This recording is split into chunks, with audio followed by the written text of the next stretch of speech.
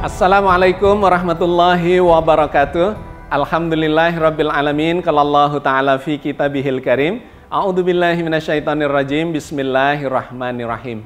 Wa ma khalaqnas samaa'a wal arda wa ma bainahuma la'ibin.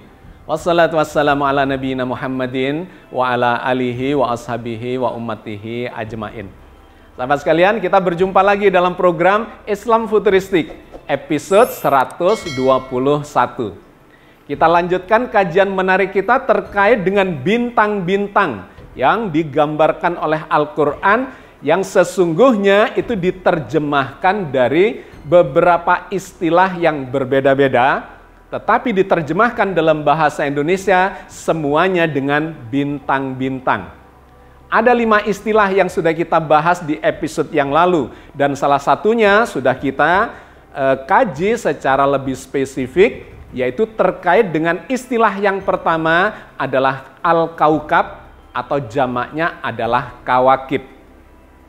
Kita sudah mendapatkan kesimpulan terkait dengan bintang yang disebut sebagai Kaukab atau Kawakib itu, yaitu menunjuk kepada benda-benda langit yang menjadi anggota tata surya kita. Di dalamnya ada planet-planet yang jumlahnya 8. Mulai dari Merkurius, Venus, Bumi, Mars, Jupiter, Saturnus, Uranus, dan Neptunus. Ditambah lagi ada sejumlah planet kerdil. Ditambah lagi dengan yang disebut bebatuan asteroid yang ada di antara Mars dan Jupiter. Jumlahnya sangat banyak, ratusan ribu bebatuan ukuran kecil sampai ukuran besar. Itu adalah bebatuan asteroid. Ditambah lagi ada sabuk Kuiper namanya. Jadi selain sabuk asteroid, ada sabuk Kuiper di bagian luar dari tata surya. Isinya juga bebatuan ratusan ribu jumlahnya. Masih ditambah lagi di bagian yang paling luar yang disebut sebagai kabut Oort. Isinya adalah komet-komet, jumlahnya bahkan miliaran. Nah sahabat sekalian, celestial body itulah, benda-benda langit itulah, bebatuan itu yang digambarkan oleh Al-Quran dengan sebutan Kaukab atau Kawakib itu. Di dalam surat Al-An'am ayat 76 digambarkan oleh Al-Quran, bercerita tentang Al-Kaukab atau Kawakib itu sebagai benda langit seperti bintang yang kelihatan bercahaya dari planet bumi dan kemudian terlihat terbit ataupun tenggelam. Maka kita sudah melakukan analisanya bahwa itu menunjuk kepada sejumlah planet. Ketika digambarkan sebagai bisa terbit dan tenggelam, maka itu menunjukkan planet-planet yang dekat atau benda-benda langit, bintang-bintang yang berjarak dekat dan memiliki lintasan orbit seperti planet bumi. Dan itu kelihatan dari permukaan planet bumi, bintang Merkurius atau sesungguhnya planet Merkurius. Bintang Venus sesungguhnya juga adalah planet Venus. Mars, Jupiter, dan seterusnya itu adalah anggota tata surya yang kelihatan berpendar dari permukaan bumi memantulkan cahaya sinar matahari. Dan penegasannya adalah dia kelihatan terbit atau tenggelam dikarenakan memang dia adalah bintang-bintang yang dekat dengan planet bumi kita. Sehingga kelihatan terbit dan tenggelam. Sedangkan bintang-bintang yang berbeda lagi, non jauh di sana, itu tidak kelihatan tenggelam atau terbit dan tenggelam setiap hari. Dikarenakan sedemikian jauhnya jarak itu sehingga dalam 1 tahun itu hanya kelihatan bergeser sedikit. Nah sahabat sekalian, jadi poin penting yang sudah kita bahas di episode yang lalu, Al-Kaukab atau Al-Kawakib menunjuk kepada benda-benda langit yang kelihatan dari bumi berpendar dan itu menjadi anggota dari tata surya kita. Sebagian besarnya yang terlihat sebagai bintang-bintang yang berpendar terang itu adalah planet-planet anggota tata surya kita. Nah, surat Al-An'am ayat 76 menggambarkan informasi itu. Falamma janna alaihil lailu ra'a kaukaba qala hadza rabbi falamma afala qala la uhibbul afilin. Ketika malam telah gelap, dia Ibrahim melihat sebuah bintang. Lalu dia berkata, inilah Tuhanku. Tapi tatkala bintang itu tenggelam, dia berkata, saya tidak suka kepada yang tenggelam. Poin penting dari ayat ini terkait dengan kajian kita adalah ro'a kaukaba. Ibrahim menyaksikan, melihat kaukaba, yaitu bintang yang bercahaya, dan kemudian digambarkan dia terbit dan tenggelam. Nah, itu yang kemudian sudah kita kaji, menunjuk kepada anggota tata surya kita. Itu yang pertama. Yang kedua digambarkan dalam surat Al-Infitor ayat 1 dan 2, bahwa yang disebut sebagai kaukab atau kawakib itu berada di dalam keseimbangan orbitalnya, yang suatu ketika nanti itu bisa mengalami ketidakseimbangan dan kemudian berhamburan, berjatuhan, datang ke planet bumi kita. Allah menggambarkan itu di dalam surat Al-Infitor ayat 1 dan 2. Idas sama'un fatarat wa idal kawakibun tasarot. Apabila langit tidak lagi seimbang dan apabila bintang-bintang berhamburan.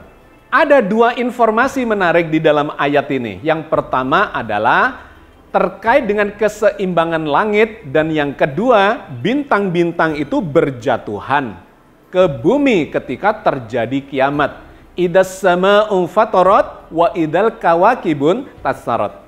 Seimbang di dalam sistem tata surya, tetapi satu ketika keseimbangan itu hilang, maka benda-benda itu akan berjatuhan menyerbu bumi. Nah, ini menunjukkan bahwa memang itu adalah benda-benda langit yang jaraknya dekat terhadap bumi.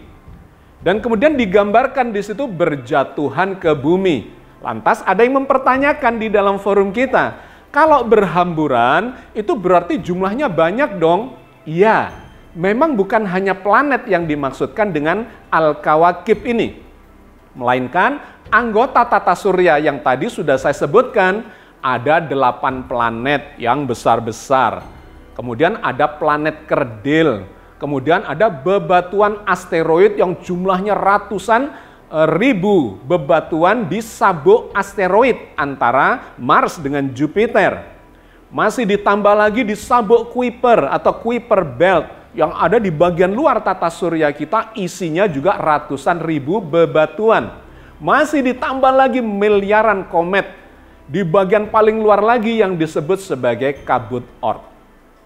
Sehingga gambaran ayat ini bahwa benda-benda langit itu bisa berhamburan ketika muncul ketidakseimbangan orbitalnya dalam sistem tata surya, itu bisa menyerbu ke planet bumi. Apa yang menyerbu? Segala macam benda itu, bisa planetnya bertabrakan dengan bumi, bisa satelit-satelitnya, ya, bulan dan satelit-satelit dari planet yang lain, bisa juga diserbu oleh asteroid, oleh bebatuan dari sabuk Kuiper, dan bahkan dari yang ada di dalam kabut Oort itu.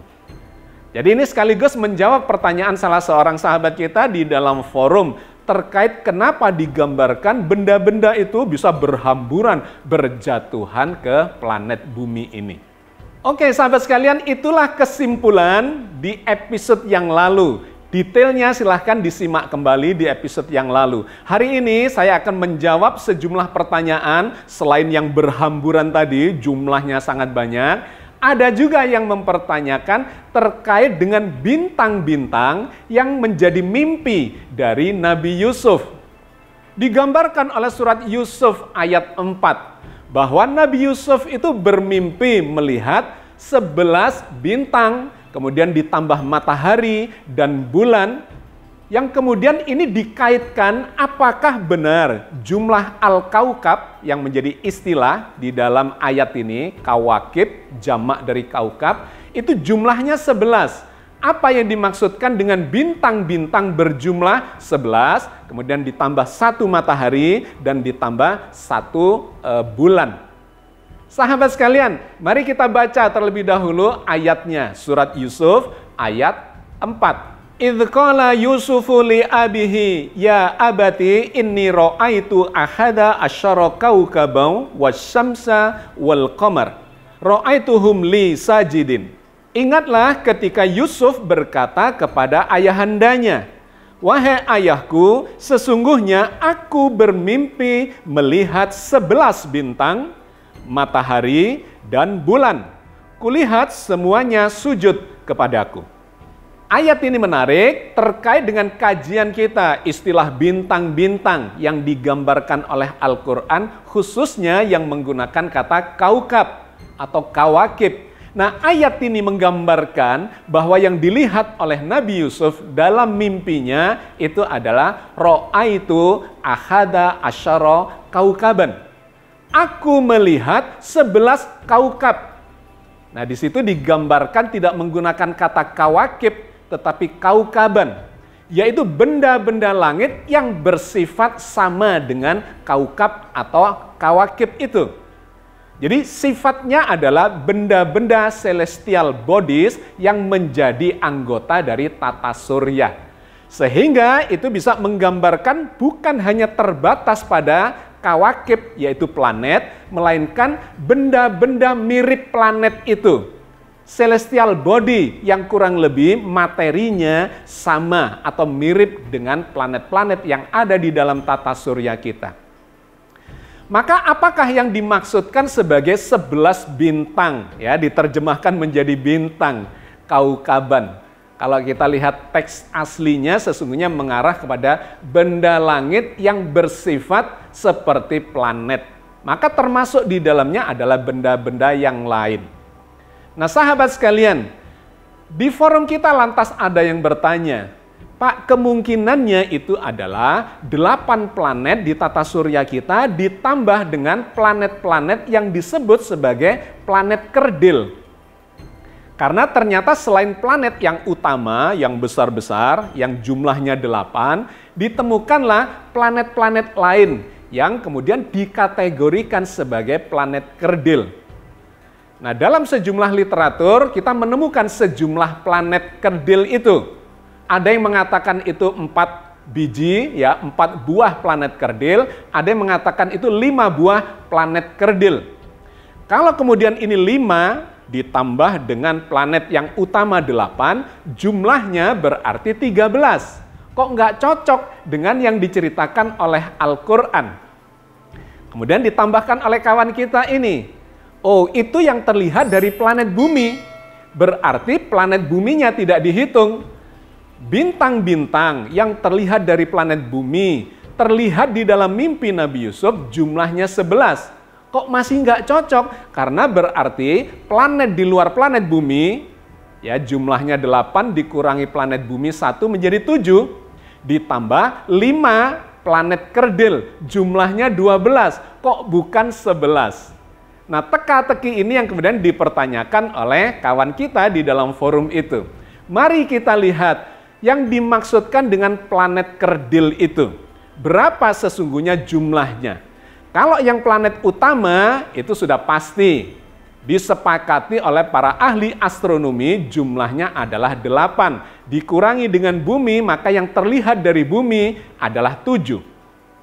Tetapi terkait dengan planet kerdil, kalau kita lihat di dalam khasanah keilmuan astronomi, ternyata ada yang berpendapat 5, ada yang berpendapat 4. Apa saja yang dimaksudkan dengan planet kerdil itu? Yang pertama adalah planet kerdil Ceres. Di mana posisi planet yang disebut sebagai planet kerdil Ceres ini? Ternyata dia berada di dalam gerombolan bebatuan asteroid antara Mars dan Jupiter. Planet Ceres ini atau planet kerdil Ceres ini kontroversial. Ada yang memasukkan sebagai planet kerdil, tetapi ada yang menyebutnya sebagai asteroid. Nanti akan kita lihat bedanya dengan 4 planet kerdil lainnya. Ternyata planet kerdil Ceres ini memang sangat kecil kalau dibandingkan dengan planet-planet lainnya. Paling kecil di antara 5 planet kerdil. Diameternya hanya sekitar 950 km. Kalau dibandingkan dengan planet bumi, hanya menempati 0,015% massa bumi. Sehingga sangat kecil dan dia tidak memiliki satelit. Karena planet-planet yang lain, planet kerdil pun itu memiliki satelit. Sehingga bisa dipastikan bahwa dia adalah planet. Tetapi Ceres ini kontroversial dan sebagian besar para ahli astronomi menyebutnya sesungguhnya dia belum pantas disebut sebagai planet kerdil. Melainkan dia adalah asteroid yang ukurannya besar. Jadi ini adalah poin yang pertama yang disebut sebagai planet kerdil, tetapi saya termasuk yang sependapat bahwa ini bukan planet kerdil, melainkan adalah asteroid yang cukup besar. Dan posisinya memang berada di sabuk asteroid antara Mars dengan Jupiter. Nah, ini berbeda dengan 4 planet kerdil yang lainnya. Posisinya adalah di bagian luar dari tata surya. Berada di sekitar sabuk Kuiper atau Kuiper Belt. Nah, keempat benda langit yang berada di bagian luar tata surya itu bisa dipastikan dikategorikan sebagai planet kerdil. Yang pertama karena ukurannya cukup besar, dan yang kedua dikarenakan benda-benda itu memiliki satelit, memiliki bulan. Ada yang 1 bulan dan ada yang beberapa bulan. Maka kita coba lihat 4 dari planet kerdil itu. Yang pertama adalah planet Pluto. Inilah dulu planet yang dimasukkan sebagai anggota ke-9 dari planet di tata surya kita, tetapi kemudian dianulir. Dikarenakan dianggap cukup kecil kalau dibandingkan dengan planet-planet utama. Sehingga yang dulunya digambarkan planet itu ada 9, kemudian dikurangi Pluto menjadi 8. Nah, Pluto ini dipastikan sebagai planet kerdil. Dia berada di bagian luar setelah planet yang ke-8, yaitu di sabuk Kuiper. Dia memiliki diameter paling besar dari planet-planet kerdil, yaitu sekitar 2.400 km dan memiliki satelit atau bulan. 1. Yang kedua adalah planet Eris. Planet Eris ini juga berada di sekitaran sabuk Kuiper itu, meskipun memiliki orbit yang sangat lonjong dan kemudian dianggap tidak menentu. Karena kadang-kadang dia berada di luaran dari Pluto di sabuk Kuiper, tetapi kadang-kadang masuk sampai melewati planet yang ke-8, yaitu Neptunus. Besarannya sedikit di bawahnya Pluto, yaitu sekitar 2.300 km. Jadi bisa dipastikan dia masuk dalam kategori planet kerdil. Kemudian yang ketiga adalah planet kerdil Haumea. Diameternya lebih kecil lagi, sekitar 1.600-an kilometer. Dan dia dipastikan sebagai planet kerdil dikarenakan dia juga memiliki satelit atau bulan. Bentuknya unik, sangat lonjong, bahkan ada yang mengatakan hampir mirip kayak cerutu, saking lonjongnya. Atau bisa juga disebut seperti telur tetapi dengan kelonjongan yang sangat ekstrim. Nah, ini adalah planet kerdil yang ketiga yang juga berada di sekitaran sabuk Kuiper itu bersama dengan Pluto, bersama dengan Eris, dan kemudian planet yang keempat juga berada di sekitaran itu, yaitu planet Makemake. Planet kerdil Makemake ini ukurannya lebih kecil lagi, sekitar 1.400 km, tetapi juga memiliki satelit dan bulan. Maka sesungguhnya planet kerdil yang sudah disepakati itu sesungguhnya berjumlah 4 saja, yaitu Pluto, Eris, Haumea, dan Makemake. Semuanya ada di bagian luar dari tata surya kita. Maka kalau kita kaitkan dengan mimpi Nabi Yusuf yang jumlahnya 11 kaukaban itu menjadi klop. 7 planet di luar bumi ditambah dengan 4 planet kerdil, jumlahnya adalah 11. Itulah kurang lebih yang digambarkan oleh Al-Quran terkait dengan bintang-bintang dengan istilah kaukaban yang dilihat oleh Nabi Yusuf di dalam mimpinya. Ini adalah pengertian pertama terkait dengan 11 bintang yang dilihat oleh Nabi Yusuf yang ternyata klop dengan data ilmiah bahwa planet itu, kaukab itu atau kawakib itu berjumlah 11 di dalam tata surya kita. Tetapi selain bermakna harfiah, kaukab itu menunjuk kepada benda-benda langit, ternyata Al-Quran memberikan gambaran bahwa mimpi itu juga bersifat simbolik. Ini dikaitkan juga dengan Nabi Yusuf yang memiliki ilmu menakwilkan mimpi. Dan ternyata mimpi itu nanti benar adanya, sesuai dengan simbol-simbol yang diberikan oleh ayahanda dari Nabi Yusuf, yaitu Nabi Yakub. Bahwa 11 bintang yang digambarkan bersujud kepada Nabi Yusuf itu sesungguhnya adalah simbolik bahwa mereka itu adalah saudara-saudara Nabi Yusuf yang memang jumlahnya 11 dan kemudian digambarkan bersujud kepada Nabi Yusuf. Itu adalah simbol bahwa Nabi Yusuf suatu ketika nanti akan menjadi orang besar dan memang terbukti dalam sejarah menjadi pejabat tinggi di negara Mesir. Menjadi Perdana Menteri yang mengurusi berbagai macam kekayaan perbendaharaan dari negeri Mesir itu. Digambarkan 11 bintang itu adalah menyimbolkan saudara-saudaranya yang kemudian nanti akan menghormati Nabi Yusuf, dan bulan serta matahari itu menggambarkan ibu dan ayahandanya yang kelak kemudian dibawa oleh Nabi Yusuf juga ke negeri Mesir menjadi bagian dari keluarga Nabi Yusuf yang terhormat di negeri Mesir itu. Nah, Allah menceritakan terkait dengan itu di dalam rentetan ayat setelah surat Yusuf 4 tadi, di dalam surat Yusuf 5 dan 6. Qala ya bunayya la taqsus ru'yaka ala ihwatika fayakidu laka kaida inna syaitana lil insani aduwwum mubin. Ayahnya berkata, "Hai anakku, janganlah kamu ceritakan mimpimu itu kepada saudara-saudaramu. Maka mereka akan membuat makar untuk menjatuhkanmu. Sesungguhnya setan itu adalah musuh yang nyata bagi manusia. Wa kadzalika yajtabika rabbuka wa yu'allimuka min ta'wilil ahadits wa yutimmu ni'matahu 'alaika wa ala ali Yaquba kama atammaha ala abawaika min qablu Ibrahima wa Ishaq. Inna rabbaka alimun hakim."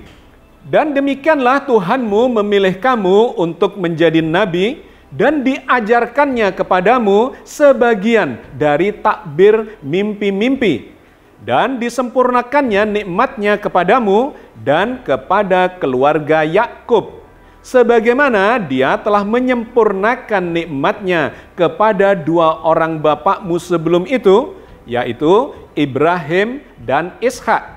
Sesungguhnya Tuhanmu maha mengetahui lagi maha bijaksana. Kedua ayat ini menggambarkan simbolisasi dari 11 bintang ditambah matahari dan bulan yang semuanya satu ketika itu akan tunduk, bahkan digambarkan bersujud dalam penghormatannya kepada Nabi Yusuf. Sehingga Nabi Yakub, ayahanda dari Nabi Yusuf, melarang Nabi Yusuf itu untuk menceritakan kepada saudara-saudaranya yang mereka digambarkan iri dan dengki kepada Nabi Yusuf dan berusaha untuk memusnahkan, melenyapkannya, yang digambarkan di dalam Al-Quran dimasukkan ke dalam sumur dan seterusnya itu. Nah, kemudian ternyata bahwa apa yang disimbolkan di dalam dua ayat surat Yusuf itu dijelaskan kembali, terbukti bahwa Nabi Yusuf memang kemudian menjadi orang yang mulia di negeri Mesir dan 11 saudaranya mengakuinya dan bapak ibunya juga dibawa ke negeri Mesir itu. Allah bercerita terkait dengan hal itu di dalam surat Yusuf ayat 100. Wa rafa'a abawaihi 'alal arsy wa kharru lahu sujjada wa qala ya abati hadza ta'wilu ru'yaya min qablu qad ja'alaha rabbi haqqan wa qad ahsana bi id akhrajani minas sijni wa jaa bikum minal badwi min ba'di an nazagha syaitanu baini wa baina ihwati inna rabbi latiful lima yasha innahu huwal alimul hakim. Dan ia, Yusuf, menaikkan kedua ibu bapaknya ke atas singgasana. Dan mereka, semua saudaranya, merendahkan diri seraya bersujud kepada Yusuf. Dan berkata Yusuf, "Wahai ayahku, inilah takbir mimpiku yang dahulu itu. Sesungguhnya Tuhanku telah menjadikannya suatu kenyataan. Dan sesungguhnya Tuhanku telah berbuat baik kepadaku ketika Dia membebaskan aku dari rumah penjara. Dan ketika membawa kalian semuanya dari dusun di padang pasir, setelah setan merusakkan hubungan antaraku dan saudara-saudaraku. Sesungguhnya Tuhanku maha lembut terhadap apa yang Dia kehendaki. Sesungguhnya Dialah yang maha mengetahui lagi maha bijaksana." Oke sahabat sekalian, saya kira kita cukupkan kajian kita terkait dengan 11 bintang yang dikabarkan oleh Al-Quran. Terkait dengan makna bintang dalam arti yang letterleh atau harfiah, yaitu menunjuk kepada benda-benda langit yang menjadi anggota keluarga tata surya kita. Dan kemudian secara simbolik itu menggambarkan kemuliaan Nabi Yusuf, di mana saudara-saudaranya dan bapak ibunya kemudian dibawa ke Mesir, mengakui bahwa beliau, Nabi Yusuf, adalah nabi yang dimuliakan oleh Allah Azza wa Jalla. Billahi taufiq wal hidayah. Assalamualaikum warahmatullahi wabarakatuh.